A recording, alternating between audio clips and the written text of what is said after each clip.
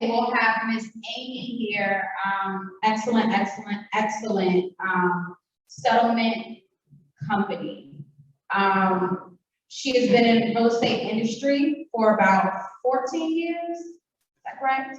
Okay, 15. Okay. And she was a real estate title underwriter at first. So just want to give her a round of applause, and she'll go over the process with you, answer any questions you guys might have. And yeah, just want to say, come on up. Miss Amy, with a lead settlement. Mr. Rubin, #1 cheerleader.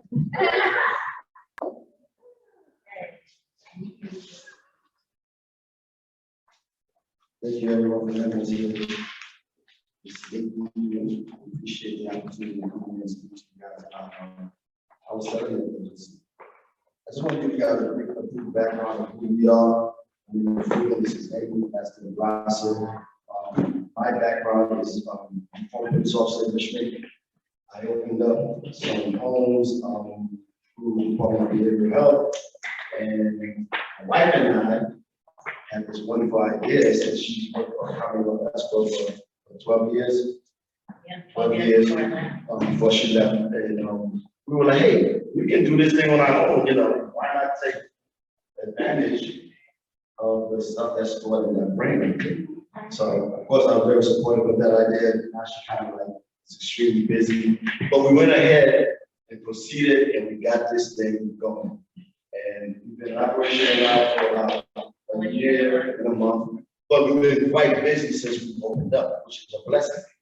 And this is a blessing to be able to come here and talk to you guys and express to you what we've been able to do. And my wife is going to talk to you guys about the closing process. A lot of people think that selecting the home is the most difficult part. Really, that's the easiest part, right? Then you got to go to all the legal room, jump over, all that kind of stuff. So she's going to talk to you about the process, and hopefully, if you guys have questions, we'll be able to answer them. If not, then you'll be able to email us or send us information, and we'll be able to get back to you. So without further ado, I'd like to introduce to you a lovely wife, Amy.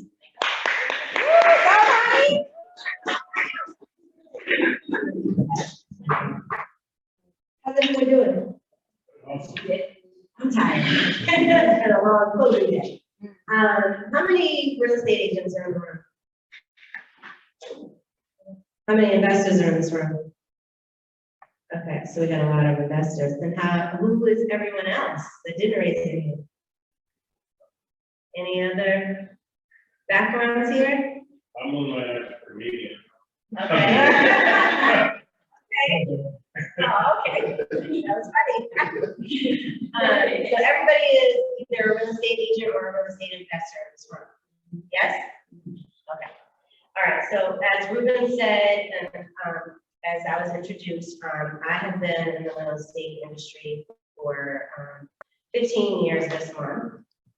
And I started off just learning the business in 2006 as a title processor, and then from there as a title underwriter, title closer, and then moving forward to last year when we established our own company located on Ironbridge Road, right across from the courthouse in Chesterfield. And I was blessed because when I came in, I had left a prior company that I worked for 12 years. I took some time off to figure out what I was going to do, and I realized at the end of the day, real estate was really my gift or my talent. So why reinvent the wheel? So I was like, well, I'm just going to do what I know.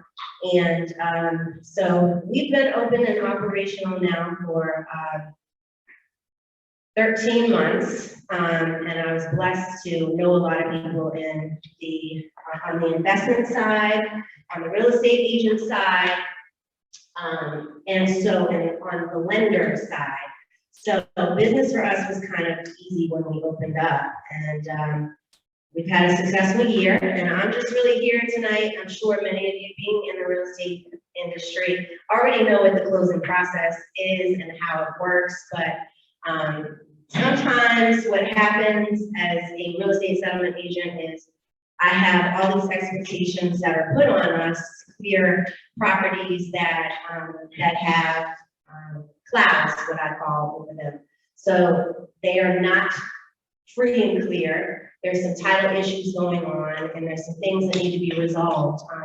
And the biggest thing that agents and buyers and sellers and investors need to understand is no settlement agent wants to pass a property on to you that is not going to be clear in title. So sometimes it's a process, and I know sometimes it can be, it can be frustrating because there's an expectation that you're going to close by this date, and that's not always the case. There's other things that have to be done in order to ensure that you can get to that closing table. So I was asked to speak about a few things. I gotta go back and look at this little list, but as I said before, the closing process can be seamless sometimes, and then there's other times where you're going to have issues that are going to have to be resolved prior to getting to that closing table. The closing process first obviously starts with an executed contract that's valid between the parties involved. And once that contract has been secured, you need to choose a settlement agent. That's why I'm here. Nobody's laughing here. Come on, what is going on? Right. So once you've chosen the settlement agent, our job is to open up a file and start the process moving for you. Once that process starts taking place, we're going to order a title search. A title search typically can take anywhere from 3 to 7 business days to get back to us. If we have special circumstances where someone is trying to rush a closing within 10 days or so, we do try to push as much as we can to get the title search back in time for you to close as expected. When the title search is returned from the vendor, I or an underwriter, whichever settlement company you're dealing with, is going to have to review that title. They're going to look for clouds on title. They're going to look for liens. They're going to look for judgments, and they're also going to make sure that the proper people are on the contract. And this happens a lot. I get a lot of contracts that are executed by parties that are not in ownership. And so if you are dealing with someone or writing a contract with someone who has had someone who has inherited this property, you must know they are not the actual seller until the legal process, the probate process has been done. I get this issue all the time, and what happens is when we have contracts that are not written properly by the proper sellers or proper entities that may have owned it previously, we have to go through a process to make sure that the person selling the property has the right to sell it. And then I'm looking for all kinds of things. I'm looking for IRS liens, tax liens, judgments against prior owners. I'm also, if I have issues like that, I'm also looking for prior owner title policies that can help assist with us waiving some of the requirements that may be necessary to underwrite your property and clear it. I basically, once I get through that process, and I'm able to write what's called requirements up for that property. Those are all the things that I must clear in order to ensure your buyer, the investor, whomever is purchasing this property, that they are going to have this property free and clear. And once we've done all that, now I'm doing the underwriting process. This takes time. It's not as simple as some of us would love to believe it is. It does require a lot of time and patience and a lot of review to make sure that we are not missing anything, that could come back and cloud your title later on, or be a title issue or a title claim, which I never want to have to deal with. So once the title commitment is underwritten, I then have to send that document off to the seller's closing attorney if I'm not handling both sides. I have to send it off to them, and their job is to fulfill all of my requirements for that purchaser. That also takes time. I have to wait now, once I've shifted on out, I have to wait for that settlement agent to comply with what I'm asking for. And sometimes that's not always easy, because if there are judgments, if someone is deceased and there are judgments against the deceased owner, that can take some time to acquire the payoffs, because everyone does not have the authority to be able to obtain those things from these people. They don't just release information to strangers with, your social security. So it's a little bit of a process. We have to, make sure that we're sending off proper documents and stuff like that to get these items back. So, also, if we're dealing with a lender, we also have to wait on that lender. We have to be able to send them what they need to comply with their requirements for the money that they are allowing whomever to borrow. Now that's banks, that's hard money lenders, that's personal individuals giving, personal loans to folks who are buying property, whomever that is. I have a duty to do, and that's to make sure that I'm fulfilling their requirements as well, if that makes sense. And then once everything has been completed in that process, and I have been able to check off every single requirement that I have on that title commitment, then and only then am I able to get that person to the closing table.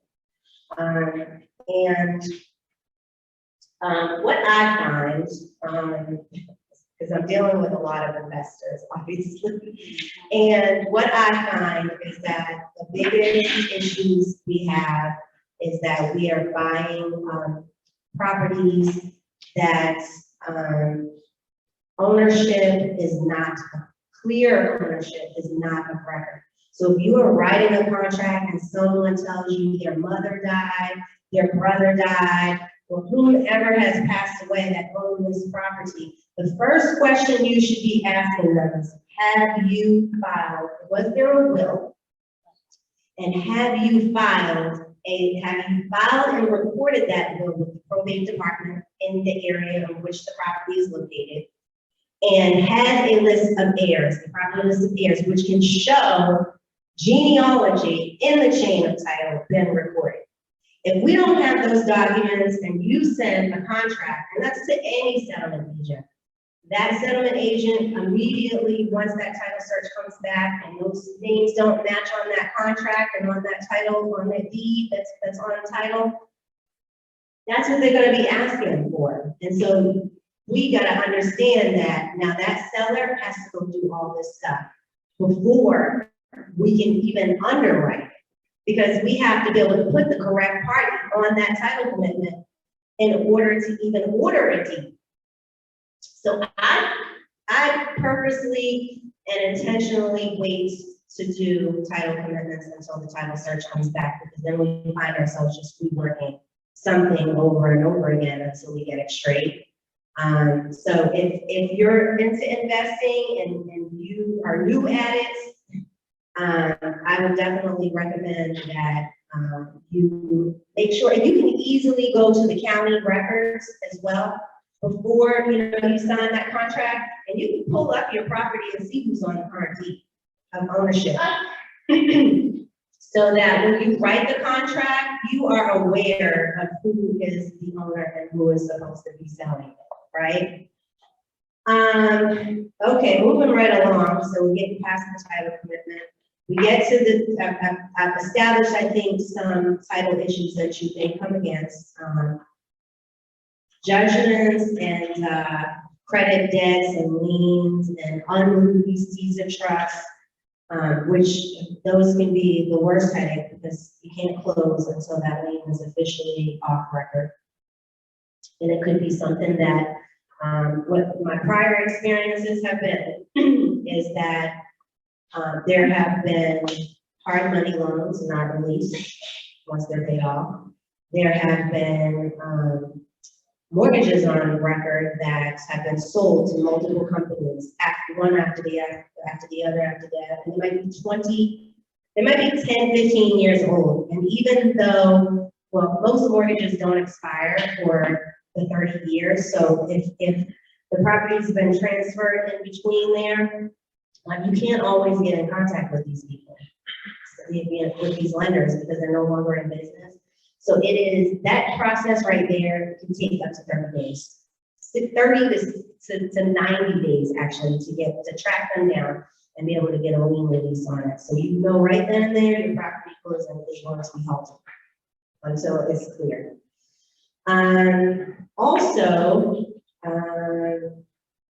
I would say that one of the most important things about closing and purchasing real estate or selling real estate is patience.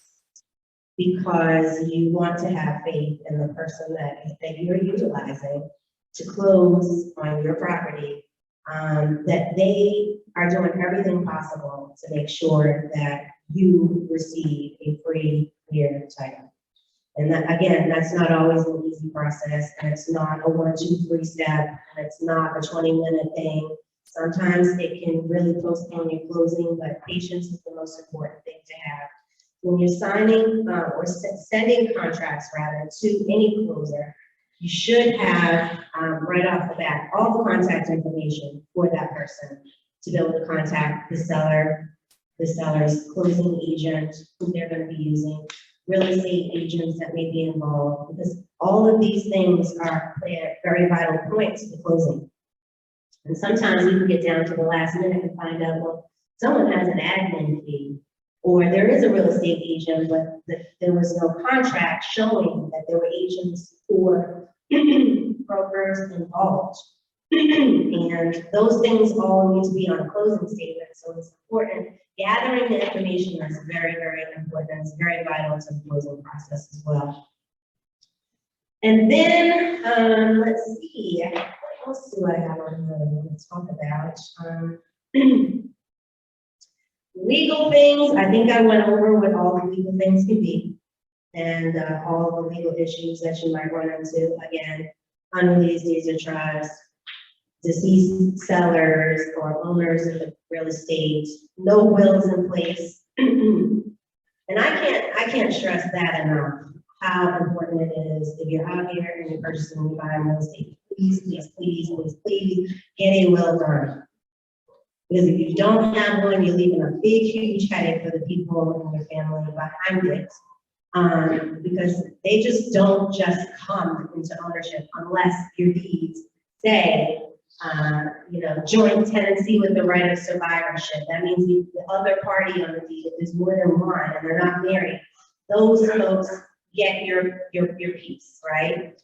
Or if you're married and your husband and wife, then, your spouse will get it. But if you're out here and you just, you got rentals, you got whatever you got going on, please, please, please make sure that you have something legally written down for those properties, because I will tell you what, there are people out here who cannot get rid of a property and it's just sitting there, and they're gonna go into tax sales and stuff like that because someone didn't leave a written notice of who the property should go to. I've had properties that have been held up in closing because you have multiple parties, brothers and sisters, who own now this property, right? And they don't all agree on why this property should be sold or how much you're selling it for, or, and they won't sign the papers. And you can't sell unless they do. That's the only way you're gonna get that property is everybody collabing together. So I would say that, and I am licensed as well in title and life. So these things I've experienced this. Before my experience with title, I worked for the circuit court for 12 years as well. So I'm very familiar with how the process works in the courts, when people die, when people get in trouble, all that great stuff. So that actually helped me along in the title process. Next, I would say that the best advice I can give to you is just be, just be patient and just be cooperative with your settlement agent and the process. It could be easy, it could not be, but just know your title agent is not closing because they don't want to, they want to get paid, okay? Everybody wants to close, right? Everybody wants to get paid, but we want to get paid in the right way. And I think that's pretty much all I had to say today. Are there any questions for me? Sure. I've got few questions. So we talk about the probate process. So basically, if someone dies, in Chesterfield, they never want to, if the person doesn't have other assets, liquid assets, stocks, checking accounts, whatever, they only have real estate. Can heirs just file affidavit, real estate affidavit, there are no other assets, change that title of ownership so they can sell? I asked that question because I'm in a situation right now where the father died, there are 4 heirs. 2 of them live in the house, one is in Europe somewhere, the other one is estranged. And they went down and they filed this real estate affidavit. They're thinking, he doesn't have any other assets that they want to claim or list. And they're thinking that, they were told in the court in Chesterfield that they didn't do that.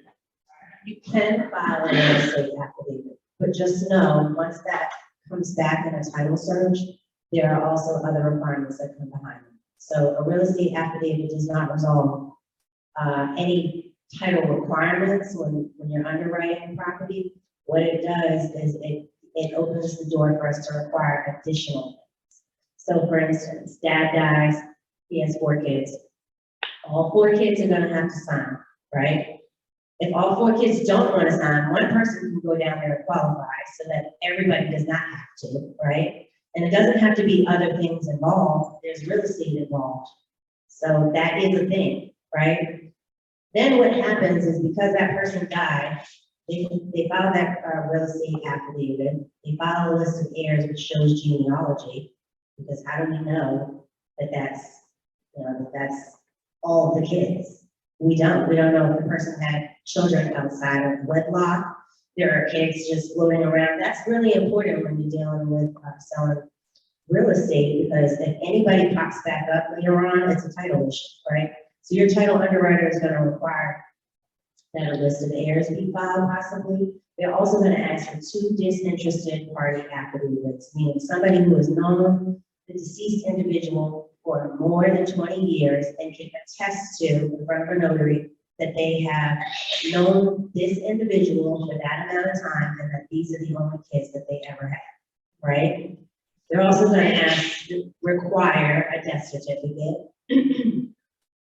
And every title company, I don't want to say every title company is different. Most are the same. Some will waive certain conditions if you can't obtain something. It just depends on who the title underwriter is. I underwrite for Fidelity, so sometimes there are things that I can waive because they might not be obtainable. For instance, I'm dealing with a situation right now where there's not children, there's grandchildren, and there are great nieces and nephews, because the children have died of the mother, right? And then the mother died, some of the children died, and some of their children died. So we're dealing with like 4, 5 generations down now. And it gets real messy because we have to get disinterested party affidavits from some of these kids. They don't know anybody that knows their grandmother. There's such a big, huge age difference. She died in 1964. So like they don't know where to go get these, these items. Some title companies will say, okay, well, we'll waive that, but most don't. They want it and they won't close without it. So, but there's always a way around something, right? There's always a way to get past it. It's just figuring out the solution to the problem. And sometimes that means we gotta call the attorneys for the title company and discuss the issues that are going on. But yes, you can file a real estate affidavit. In this case, there was a real estate affidavit filed, but it didn't really make a difference. They still wanted a list of heirs filed for every single person that died to show who their kids were, and you know, who the children were, to know that, okay, this is so-and-so's kids, this is so-and-so's kids. So they do have an interest in the property. And then they wanted 2 disinterested parties for, I think, a total of 8 people. That's 16 affidavits that the family now has to get. All because the lady died in testing, you know, and then her children died in testing. So, but it can be resolved. Yes, you can file it. It's just, there's still other items that come behind it that will be required. Another question I have, similar situation, grandfather left, mother and daughter house, we had 50-50 interest. The mother died, there were 6 other kids. So we had this one signed a contract, then we started the partition suit process. So can you shed a little bit of light, just because I have not had to do that, and this is the reason why, because when it gets to that point, you have to go to an attorney to deal with that, right? Anything having to do with partition suits. I do have clients that have gone through this process, so multiple occasions when they're buying these properties in Richmond that have those type of issues going on, and every single one of them, they won. I have a guy that has won at least 12 of them, because you can't always, sometimes there's no other way. There's just not another way to do it. You've got too many people involved. The list goes on and on and on and on and on when you're dealing with children, you know, it's a lot. But no, I have not personally had any experience as a title agent. I'm not an attorney, and we do not handle the partition suits. An attorney should handle that partition suit. Then, once it's done and there's an order in place, then that allows the title company to complete the underwriting process. last question. Titling property in trust, that make it easier if a person is tested or they don't have a will. A revocable trust, living. What happens when you die? Nothing on the record. In that trust, most times when I see the revocable trust, the revocable living trust, the person is alive, right? What happens if that person who's listed in the trust, because usually it's Amy Gracia, right? The Gracia Trust, Living Trust. So what happens when Amy passes away? If there's nobody, if you have no other documentation, there's nothing else in that trust appointing any trustees other than you're the only trustee, then you've got a problem if you die, because it's really valid only when you're living. Maybe your kids as the beneficiary. In your trust. And not everybody does that. Some people just list themselves, like this is Susan B. Howell, the Susan B. Howell Revocable Trust. And you're talking about something different, I think. Because when you're talking about just a straight trust agreement. And I do have clients that do have trust who have their children all listed so that if they pass on, it is very clear who gets the properties. Very important. You need clarity when you're dealing with real estate. Everything has to, and that's why I say, if you don't have a trust agreement, you definitely need to have a will. You definitely need to have a will, and it should be recorded before you pass. I mean, they can take it after you die, but you can record it. Before I worked in the clerk's office, you can record it at any time, so that it's just on record in case something happens and nobody can find it. Any other questions?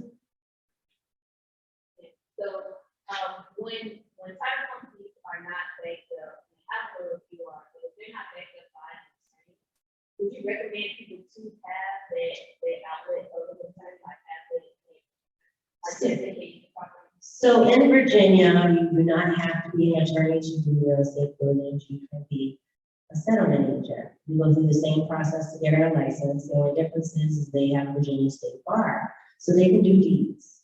I don't do deeds. I outsource my deeds to an attorney who prepares all my deeds and all my loan documents for my investors if needed. And I've been working with him for a long time, probably a lot of you were probably know Sonny. Yeah, I've been working with Sonny for a long time. He's officially retired, but still operational for a lot of his long-term clients. So he does all of our deeds, does all of our loan documents. When someone says, hey, it's a loan between Joe and Ashley, and I need a note and a deed of trust prepared. So we do have access. I also have access to counsel through my title company. So it's not necessary, not needed. It's just really all about the client and how they want, to proceed forward. If they want an attorney, then they'll go to an attorney's office. But just to make one thing clear, because I've been doing this so long and I find it so interesting. So attorneys outsource to people like me to do your title underwriting. And then we send it back to them and they charge you their fee and mine. So you're really paying twice for what you would pay for once. It's just how it goes. The only difference is you've got the legal eye on it, and that's what you're paying for. The legal eye. But when you obtain title insurance for any of your property, that is your legal eye. That's how you're securing your real estate, making sure that it's insured.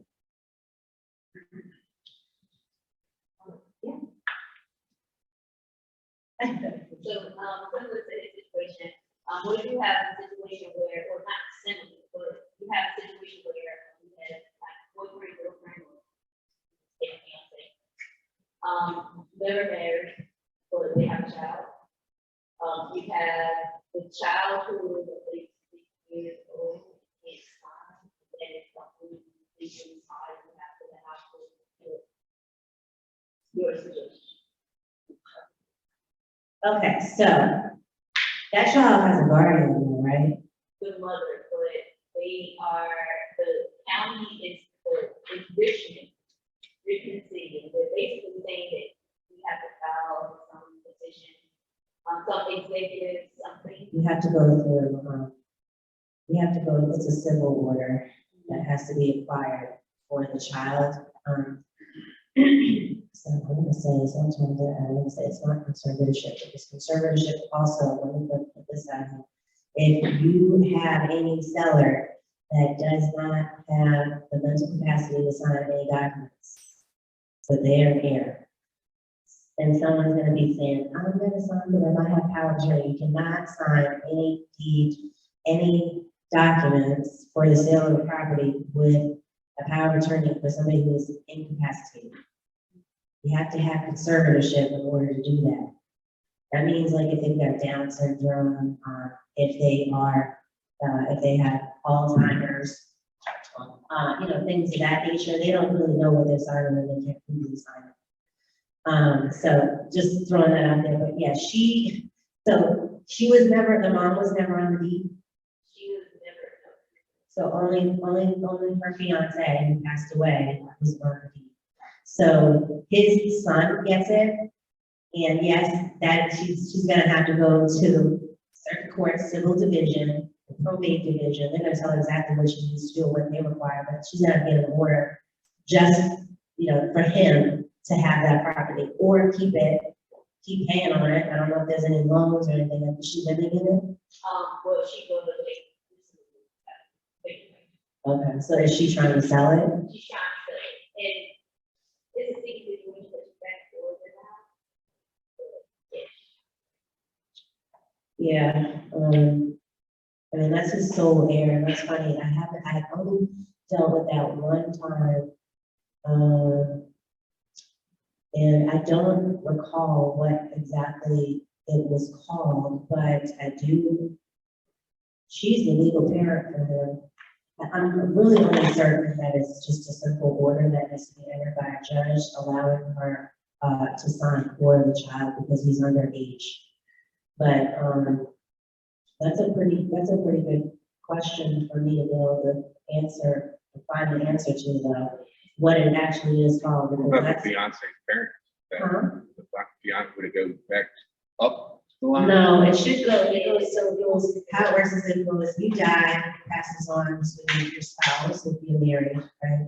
Then if you're not married, it passes on to your children. If you don't have any children, then it passes on to your brothers and your sisters. You don't have If any he was brothers an and only sisters, then child, it his passes mother, on. if he was an only child, his mother was still alive. They don't live in mother, they. No, she can't. It'll never go up. No, it kind of goes until, yeah. it Child goes- stays dead. Yeah, so, yeah, if you pass on, it's gonna go to your spouse. If you have no spouse or your spouse is deceased, it goes to your children. If your children are deceased, if you have no children, it goes to your brothers and sisters. If you have no brothers and sisters, it goes to your parents. If you have no parents, then you have a little problem. Because then it would be like aunts, uncles, living cousins, you know, that's when it gets a little bit, you know, convoluted. Anybody else? So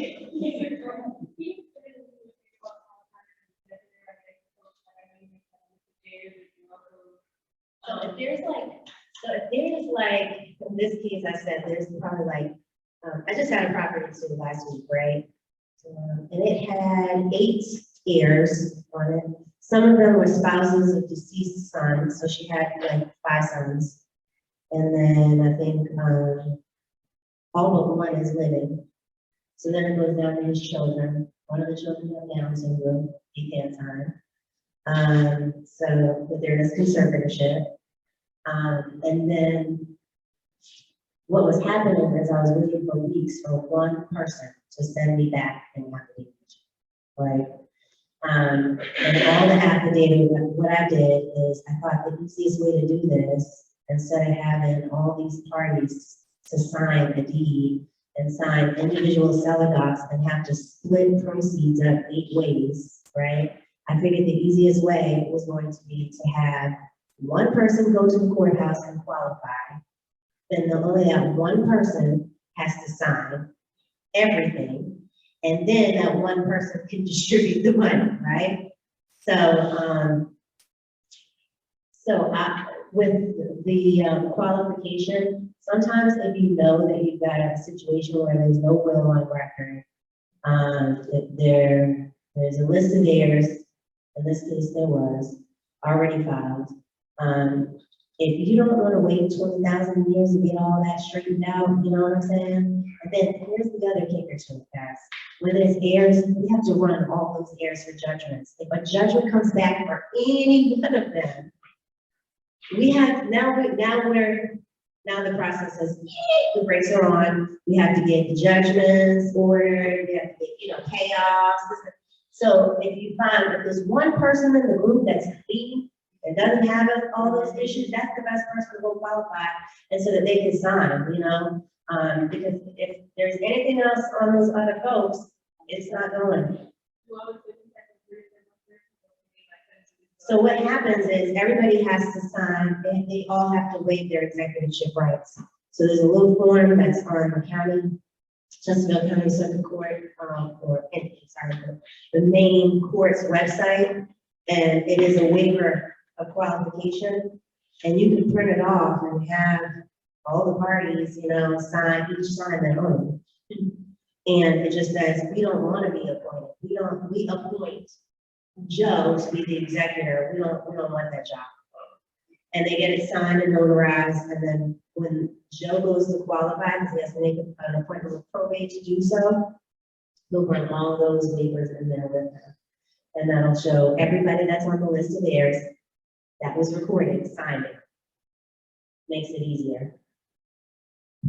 Basically, that just wiped out the rest of the whole process. So, my example, father died, 4 heirs, did 3 heirs, the other 3 heirs All signed signed the waiver, and pretty much. And you can go around it, yeah. I mean, because I've had heirs, there's a whole bunch of heirs, right? 15 judgments on one. On one heir. And it's literally a lot of hours, that your title underwriter is spending to try and get all of that here. And so it just makes so much sense, so much easier if someone just says, you know what, I'll take on the responsibility. Otherwise, the property might just end up sitting there forever until it either forecloses or until it goes up for a tax sale, because I'm sure out of most of those years, nobody's paying taxes.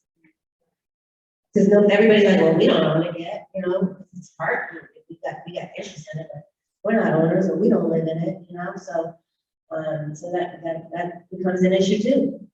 Put out a handbook. Tricks and tips. like that. Ways to get around things, I told you there's ways to get around things. Sure. Well, like, private lender, speak or people. So the first thing I do is, if there's a deed of trust on record that wasn't released and the guy's not it. Speak, The lender. lender, So that's not really as difficult as what people think it is, because the lender is deceased, all you have to do is, look at the deed of trust. Whoever the trustee is, is on it, I just had this happen last week too. Whoever the trustee is, can sign, a certificate of satisfaction. You just have to print, it has to be printed off from the circuit court website. And it's a certificate of satisfaction. The guy is dead, he had a private lender, and, I couldn't reach, calling. This has been closed forever, he died probably, 40 years ago or something like that. And I called the trustee, and I asked the trustee to sign a release on it, and he was willing to do so, only because if it makes number sense, like, for instance, they got it back in, 2006, and it was a $50,000 loan, more than likely it was fake. You know what I mean? So, but I mean, obviously, if it was a 30-year mortgage, and, it was just obtained, 15 years ago, well, that, then it doesn't make sense. next question. Go ahead. Yeah, you can get that, subject to, which company offer title search. Yeah, so on a subject to, we still have to do everything that we have to do on a regular real estate full closing. We still have to make sure title is clear, with the exception of the deed of trust that's currently on the property. Or deeds of trust, that there's more than one that's active on the property. So we are able to still close on them just the same. We make sure there's no other liens though on the property. And we're still able to close on the same. Just get a deed subject to, and keep it moving. Explain to me, how does it compare, I heard you say the attorney. Yeah, because, Expound on that a little bit. so most attorneys do not underwrite title at all, they just don't.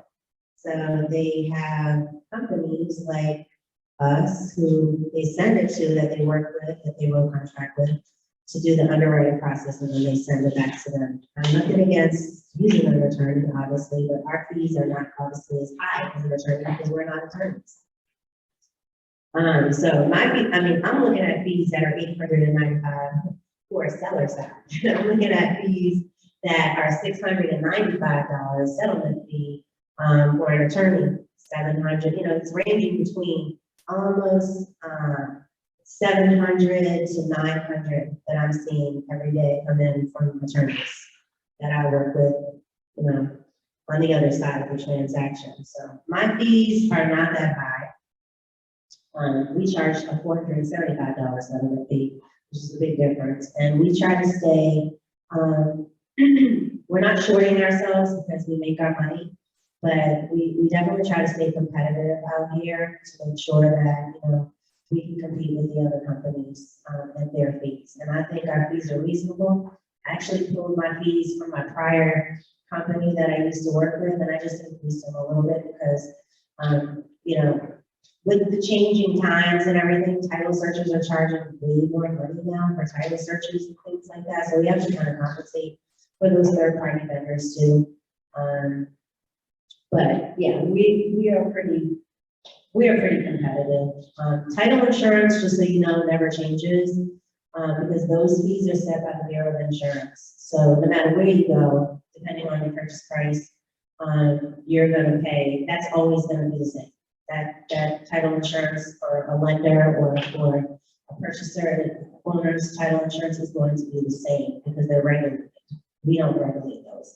The only fees that are fluctual, is the settlement fee, title search fees, whatever that third party vendor is charging to do title searches and title updates, and underwriting, how long sometimes, if it takes me a lot longer to clear a lot more conditions, then obviously I'm putting a lot more time into this one file that's keeping me from probably 20 others. So, we do probably increase a little bit fee depending on what we have to do to make sure that we get their title. There's nothing outrageous going on here. We're just trying to help the community, help our investors, help our real estate agents, get what they want. Looking at another one, dealing at the additional settlement charges, assignment fees, my company, your company, do you have issues with, No, we do, so I forgot to say this in the beginning, and I hope I'm not taking up too much time here, but we are a full service settlement company. So we do commercial, we do real estate, we do wholesales, we do double closing, we do it all. So no, assignment fees, that just goes on the closing statement.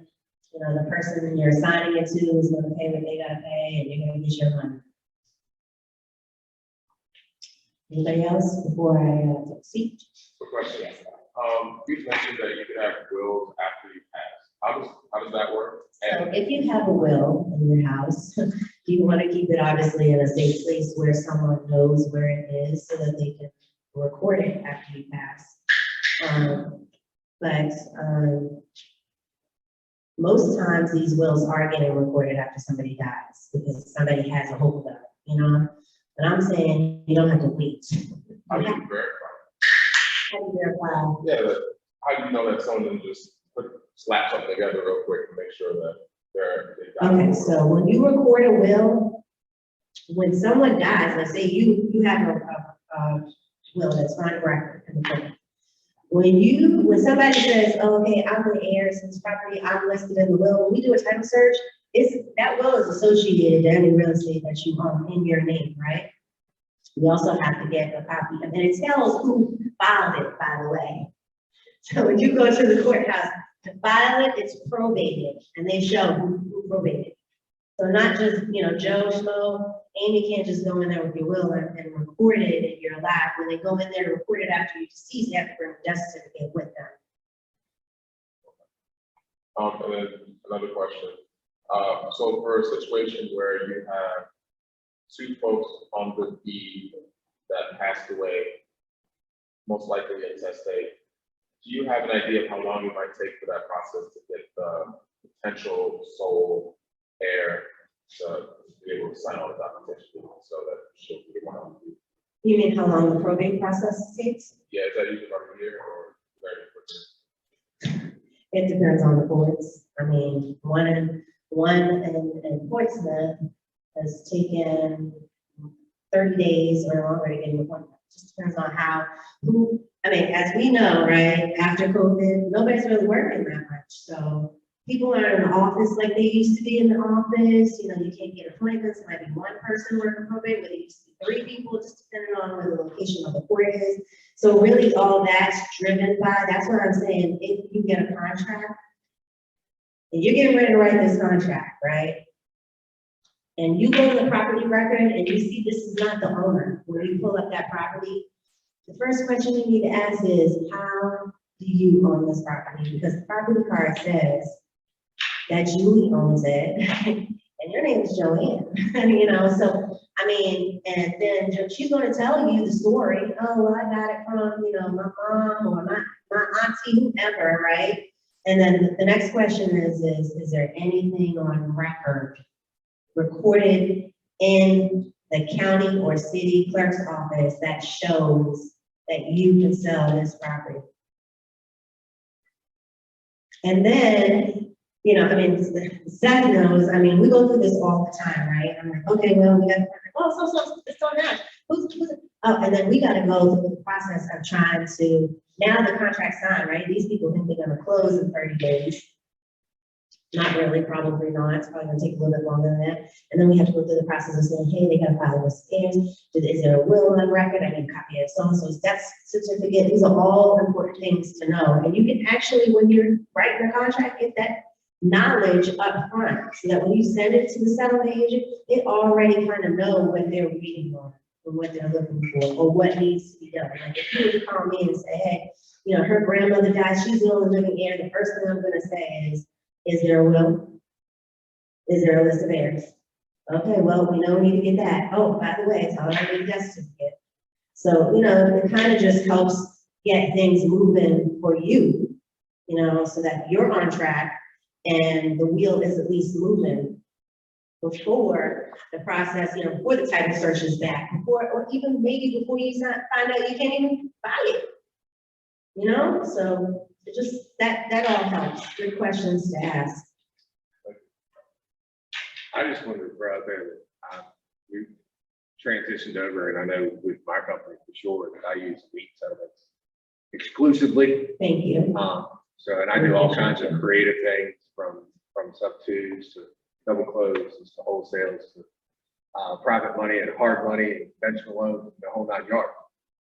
But if I have that option, I'm going to use her. She's extremely responsive, which is my main reason for doing it. Thank you so much.